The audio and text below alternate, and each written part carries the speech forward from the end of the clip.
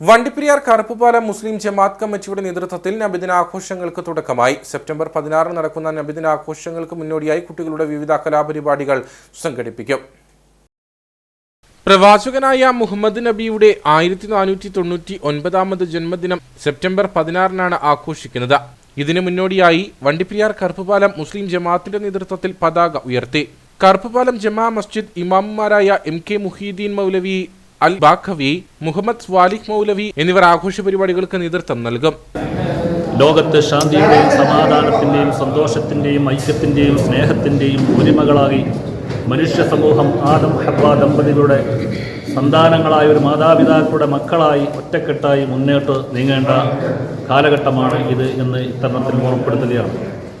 ആയതിനാൽ ലോകത്ത് നടക്കുന്ന സർവ്വ വിനാശകരമായ വിപത്തുകളെയും അതിനെ ഉന്മൂലനം ചെയ്തുകൊണ്ട് ശാന്തിയുടെ സമാധാനത്തിൻ്റെ സന്തോഷത്തിൻ്റെ വാഹകരായി ലോക ജനത മാറേണ്ട ആവശ്യം പ്രവാചക സന്ദേശം എന്ന നിലയിൽ പ്രവാചകൻ്റെ ജീവിതചര്യകളെ മുറുകെ പിടിച്ചുകൊണ്ട് പ്രവാചകനെ സ്നേഹിക്കുന്നവരായി ലോകത്ത് മാറുക എന്നുള്ളതാണ് ഇത്തരണത്തിൽ ഈ നബിദിന സന്ദേശം കൊണ്ട് ലോകത്തിന് നൽകുന്ന സംഭാവന എന്ന് ഇത്തരണത്തിൽ ഓർമ്മപ്പെടുത്തി ഞാൻ നിർത്തുന്നു. അസ്സലാമു അലൈക്കും.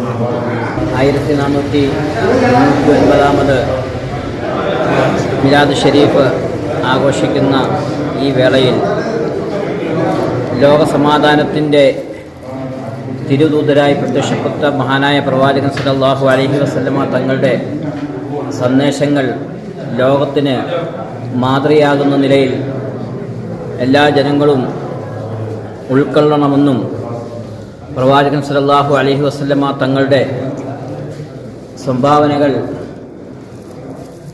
ലോകത്ത്